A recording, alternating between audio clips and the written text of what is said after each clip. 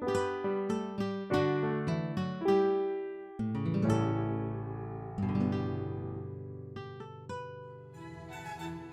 to the Best of Oklahoma Gardening.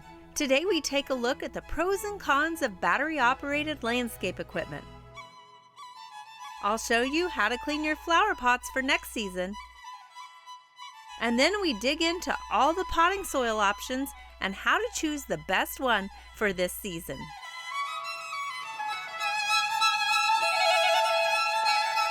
Underwriting assistance for our program is provided by the Oklahoma Department of Agriculture, Food, and Forestry, helping to keep Oklahoma green and growing.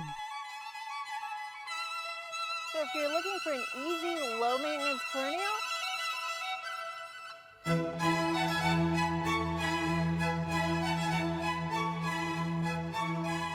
have two different types of flowers on one plant.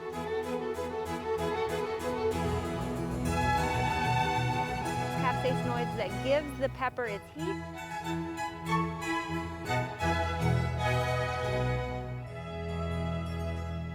Today we are on OSU's campus in the Formal Gardens, and joining me today is John Lee, who is the Director of Landscape Services. John, it looks like you pulled out the whole tool shed for us. Tell us a little bit about what we've got here. You're right. We did empty our tool shed. What you're looking at is several different platforms of battery-operated equipment that we have begun our process of transitioning from gas to battery. Okay. And so we're trying all kinds of different brands, different styles, types, weights, amp hours of batteries to see which one's going to work the best for us. Okay, well, before we get into which one maybe is the winner or not, tell us a little bit about why you're even doing this. What about battery operated tools is better? Well, there's actually three key components that I like to remind the team and get feedback from our team: noise, emissions, and user friendliness. Okay. So the first one being noise. As you can see, we have a very high traffic circulation. You got a few people in your garden. A lot of pedestrian traffic. So when you've got your PPE on, you got your headphones, your earplugs in, and you're using gas operated equipment, which can get up to 94 decibels. And they don't have PPE on when they're walking past you. And they don't. Right. So they're not only hearing that, but you can't really hear them. Right. So a bike, a scooter passing by you, your situational awareness is a little bit different compared to the battery operated. We have a team member mowing right behind us, and you would be hard pressed to hear all of that going on. Yeah, normally we would have to tell somebody mowing to stop we could do our audio here. Exactly. So that's one of the key noise benefits of battery operated equipment. So it's really a safety thing when it comes down to it like that. It can be. Yeah. You've increased the situational awareness for the staff, so they're not having to wear that ear protection that they would of a gas operated. These range about 74 decibels. Okay. So they could actually hear a bike approaching, and their situational awareness is much better. Right. They don't get to hear the equipment that they're holding for hours on end, the vibration, and that takes a toll on a staff. Absolutely. Just on your joints and everything. Sure, too. yeah. So holding the vibration, the running, the engine that's running. So let's talk about the maintenance. I would assume the maintenance might be less with the battery operated versus you the assume gas and the filters. Correct. That's right. So this is a grab your battery and go. Okay. Proper planning, charging the night before, grab it, plug it in, it's ready. Gas operated, you're mixing oil, you're hauling fuel, you're winterizing, you're stabilizing your fuel in the winter. There's no winterization practices for our battery operated. We just keep them sharp and clean, just like we have to do with our gas. I like low maintenance tools. Low maintenance, we like low maintenance, period, right? So they've been working really well. It's even more beneficial when we're working really in close proximity to a classroom or lecture hall. We don't have to stop. We can continue pruning or shearing or blowing a hardscape, even mowing, and not disturb a classroom or lecture hall. Blowers, two-stroke engines, they're noisy. Right. So. Okay, and then what was it? The third point was operator? Emissions. I don't want to skip emissions. Yeah, emissions. So battery operated, directly there's no emissions out in the field. Yeah. Now, you can imagine the the emissions coming from a two-stroke engine. Well, the heat also, and this goes into the user friendliness and the operation of a two-stroke or gas operated. You've got the heat reflecting, you've got the heat that we have to be really careful about next to certain shrubs and ornamentals. When you're pruning or shearing for long periods of time, that exhaust heat can damage your plant material. So you've got to be very cautious about that. We just don't have that with our battery operated. And the user is not absorbing any of that emissions or heat. So there's some user friendliness too. So when you're going down long hedgerows like we have behind us here. That's right, exactly. You just keep going. Yeah.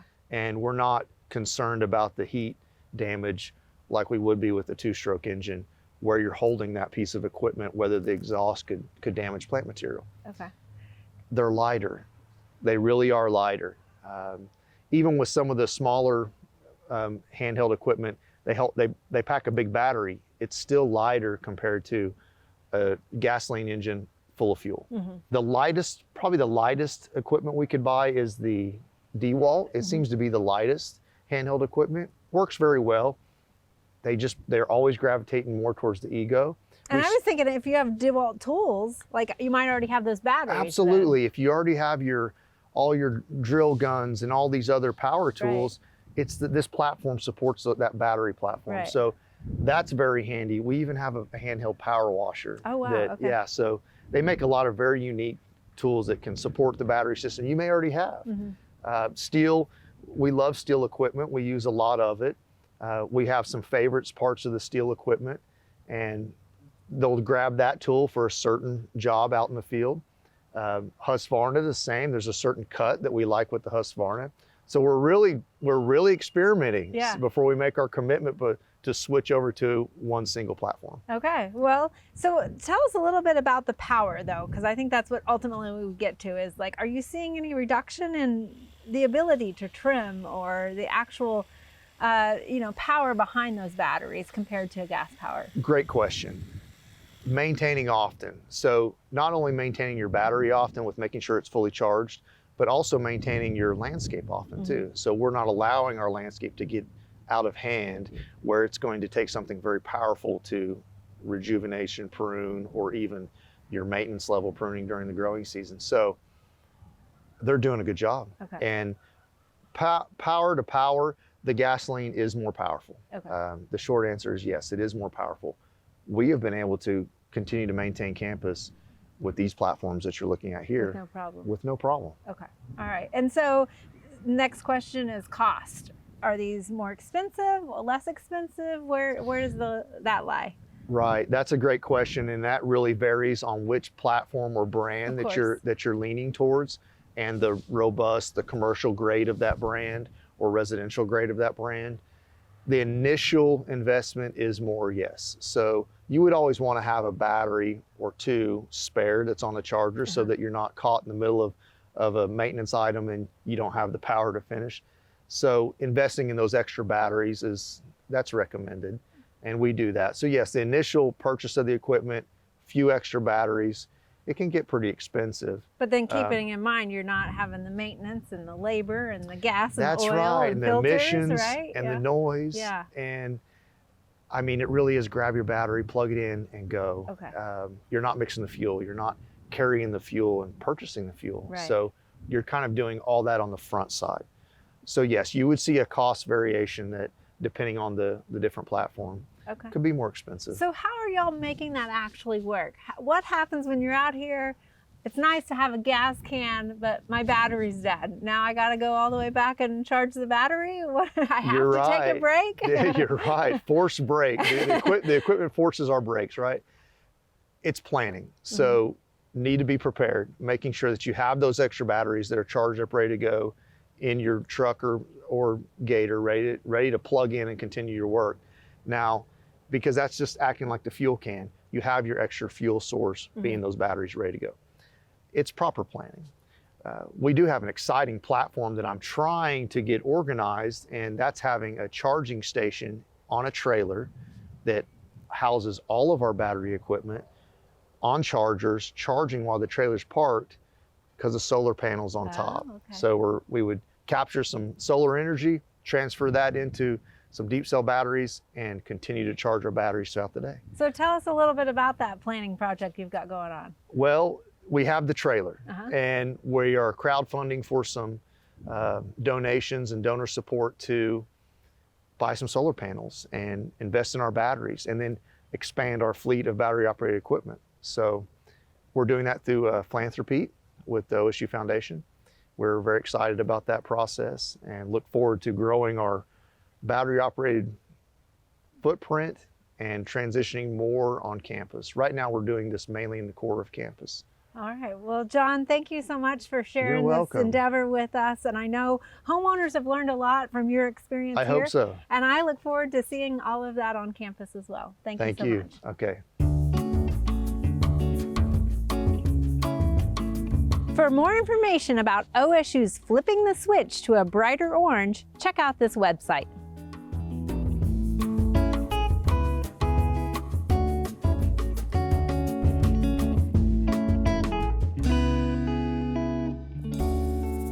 Gardening can be expensive, and if you're like me, a lot of times you get different plastic pots given to you, or perhaps you have some other pots.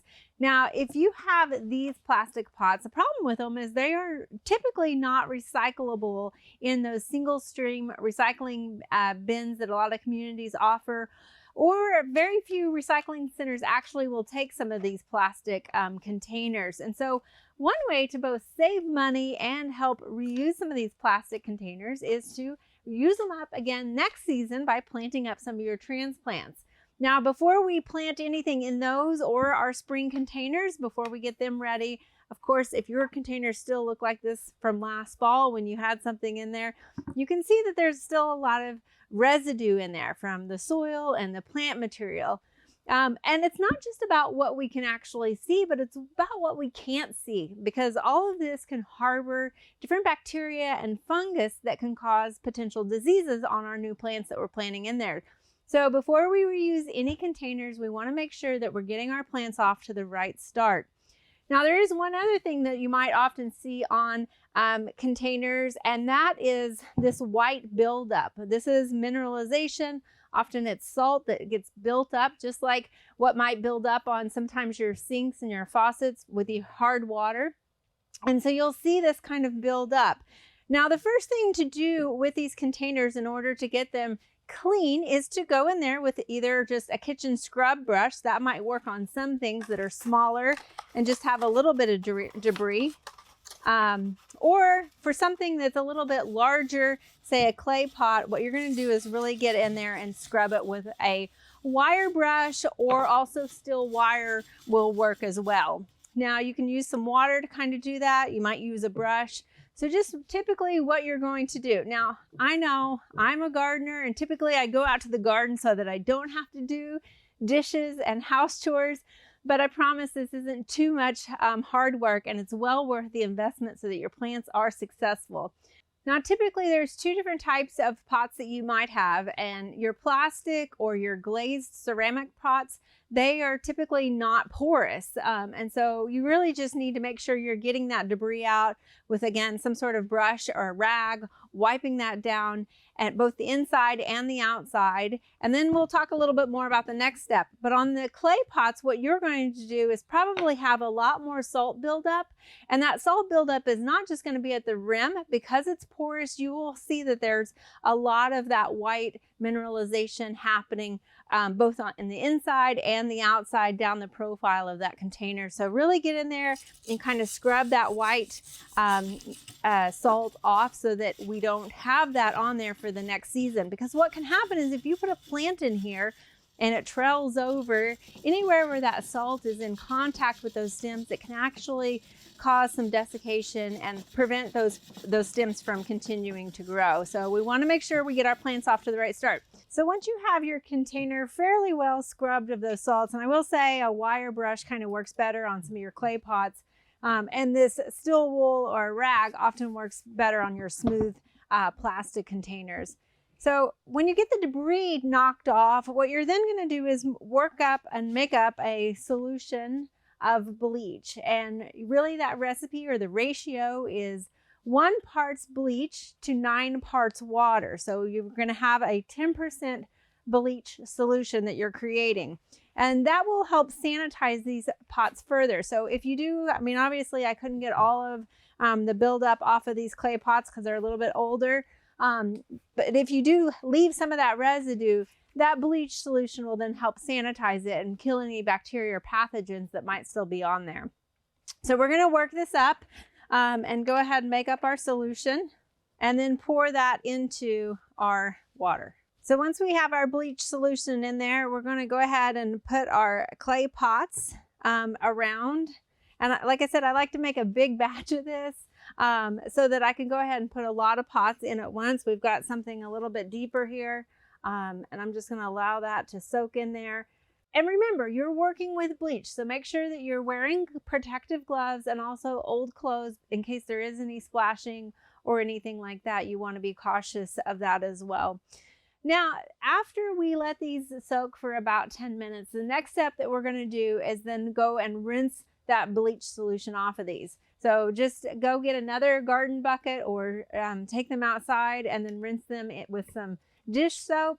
And that will just clean off that bleach, and then they should be ready to go and be planted.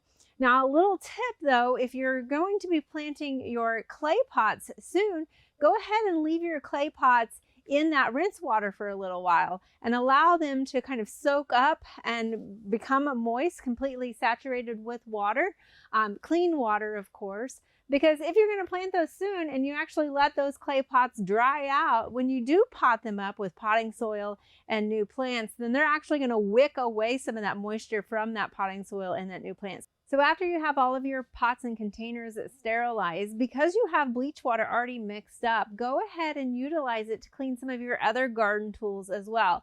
Now, I know I mentioned last week using Lysol on some of your hand pruners and things when you're out pruning, and that Lysol is a really great way to do that when you're out in the field, but there's no reason why you can't go ahead and use this bleach solution to clean not only your hand tools, but also your shovels and saws and things like that to get them started this season as well. Now, I did mention Lysol works on hand tools. It has not really been shown, there's not a lot of evidence to show how effective it is on killing plant pathogens in containers and on containers. So that's why it's still preferred to use the bleach solution to sanitize your pots. After you're finished sanitizing all of your pots and your garden tools, what do you do with all of this bleach water still? Well, another tip to go ahead and utilize it while you have it might be to go ahead and scrub the greenhouse floor so that you can get rid of any mold. Or another option would be to go and take it and utilize it if you have any moldy areas on your patio or your driveway, to go ahead and scrub that as well.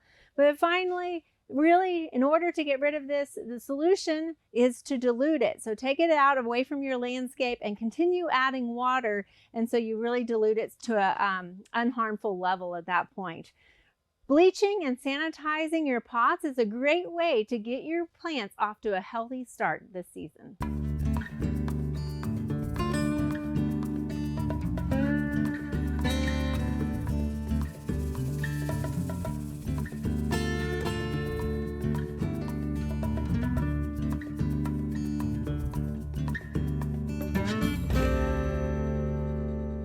It's gardening season, and it's that time we're all visiting our garden centers to purchase potting soils to fill our containers for this season.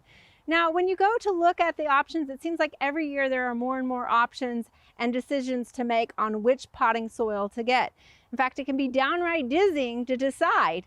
You've got ones that say they will feed for 3 months, some that say they feed for 9 months, some with pictures of flowers, others with pictures of vegetables, some say containers, some say raised beds. As a horticulturist, it can be confusing also for me as a consumer. So this is why we took it upon ourselves here at Oklahoma Gardening. 2 years ago, we visited 2 box stores and purchased every single container potting soil that they had, as well as raised bed mix that they had. In total, we came out with 16 different potting medias to try and experiment with. And what we did was we took some 2-gallon containers, and for every potting soil, we filled up 5 containers. Now I know these look like different containers than maybe what you use, but this is what we trialed here at the gardens. So for each of those, we used 5 containers. So in all, we had 80 pots. And in those pots, we planted a single 4-inch petunia. They all had the same type of petunia planted in them. And over the summer, for the next 3 months in 2021, we had our REU interns actually measure the growth, the length, the width, the height, and also the number of flowers that were produced on all 16 of those potting soils. And today I'm here to report kind of our findings from this little demonstration. And our top performers were the Fox Farm Ocean Forest potting soil, the Stay Green Moisture Max potting mix plus fertilizer, the Stay Green potting mix plus fertilizer, and the Miracle-Gro Performance Organics all-purpose container mix. Now, of course, there were a few that were a little underwhelming, and those included the Expert Gardener potting mix, the Miracle-Gro potting mix, and the Miracle-Gro Moisture Control potting mix. Now, it's important to let you guys know that we had all 80 pots hooked up to the same irrigation, and that was a drip system. So we watered them when we saw that the majority of them were needing moisture or needing irrigation. And so some of them perhaps got a little bit overwatered, especially those that might be contain the moisture crystals. So there might be some variability in the plant's performance and health because it might have gotten too much irrigation, whereas if you had a single pot with that potting soil at home, you probably maybe wouldn't have watered it as much as the water it was receiving in our little demonstration. Now, another thing we wanted to measure was not just how well those plants did out in the field, but we actually took samples of each one of those potting soils and ran them through the OSU soil laboratory and did a compost as well as a greenhouse media test analysis on those soils as well. And as we looked at kind of what those analysis said compared to our actual field results, I wanted to share that with you. So we found that of our top 4, 3 of them, especially 2 of them that promoted that they would feed for up to 9 months, had the highest rates of ammonium in them. Now, ammonium is a slow release nitrogen, so that sort of goes along with the claims that it will continue to feed your plants longer. The 4th one, that's the Miracle-Gro Performance Organics all-purpose container, it does not claim to feed for 9 months. In fact, it only claims to feed for 3 months, but it had the highest rate of nitrate nitrogen, which is actually quick release nitrogen. So that sort of makes sense that it would quickly feed your plants for those 3 months. Now, keep in mind, our trial only went for 3 months, so we didn't necessarily test these for all 9 months.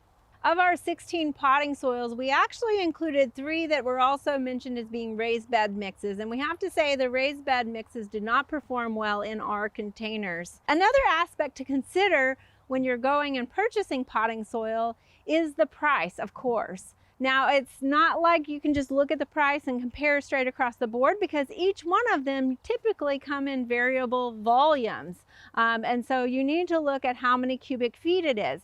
Now, when we look at our top 4 and the pricing of those 4, we broke it down by price per cubic foot. And Fox Farm, which we really like, came in as the most expensive at around $12 per cubic foot. The Miracle-Gro Performance Organic All-Purpose Container Mix was next at just under $8 per cubic foot. And it also should be noted, however, that this one is OMRI listed. So if you are an organic gardener or prefer to grow that way, then that would be one that you would want to maybe consider. However, we think you probably will get your biggest bang for your buck if you stay with either the Stay Green Moisture Max potting mix plus fertilizer that was slightly over $5, or the Stay Green potting mix plus fertilizer, which was just under $5 per cubic foot. So those both performed well, and they also were on the cheaper side. Now, of course, consider prices are changing, and so they may have changed, or you might find different prices in your area as well. Now, with all that said, we did this a second year in 2022, and we did find some variability. Now, our top performers were not necessarily the top performers in 2022. However, they weren't at the bottom either. The one biggest thing that was the most interesting as far as the variability is when we tested those potting soils again the following year, we found a high variability in actually the nutrients. Of course, they all contain plenty of nutrients. However, we just saw that there was a lot of variability in those bags, even within the same brand. And that probably depends on where their distribution is coming from and also the source material that they are getting each year to make those different potting soils. We just hope that our little demonstration would help demystify your choices when you go to those garden centers and hopefully help make you a more informed consumer.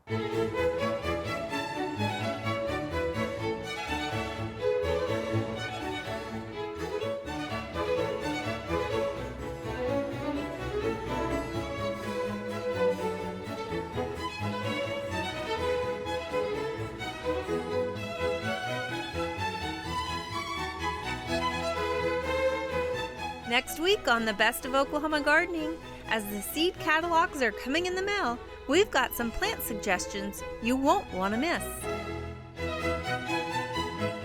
After you've done and cleaned 2-gallon containers, and we filled up each